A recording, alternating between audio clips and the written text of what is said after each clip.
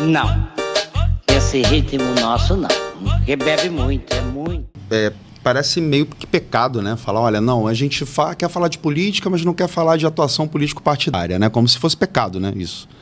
Uhum. E, aliás, tem um ditado, né? Olha, política não se discute, futebol não se discute, religião não se discute. Então, se discute, né? E tem que se discutir.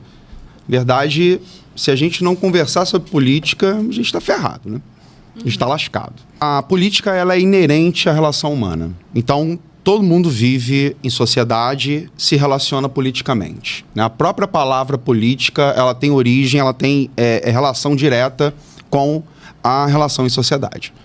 Aristóteles já dizia, né? O homem é um animal político.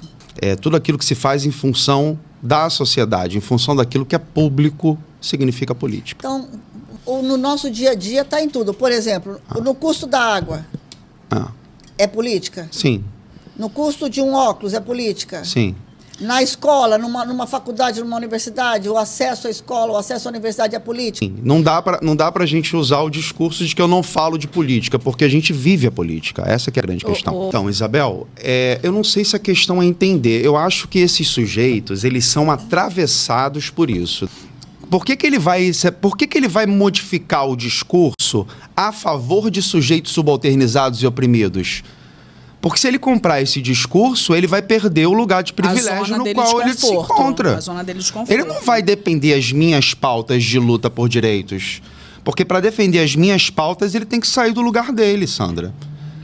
Mas a pessoa vai ter que sair da zona de conforto para defender. Eu não posso exigir que esse sujeito que está ocupando uma posição de privilégio, querer que ele mude o discurso dele, que ele vai ser o último a mudar. Porque, Isabel, né? Ele não quer. Ele é atravessado por isso. Mas ele é atravessado por isso.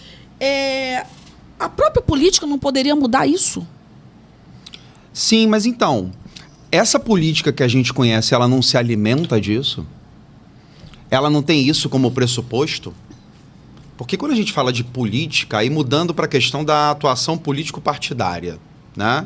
Ou da atuação política institucional. Né? No âmbito das instituições. Ela não se alimenta de todo esse processo?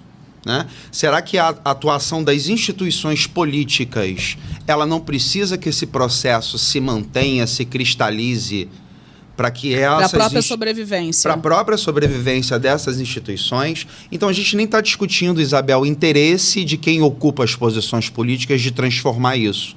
Eu vejo o seguinte, quem ocupa essas posições políticas nem tem condições de fazer essas transformações. Não, esse ritmo nosso não.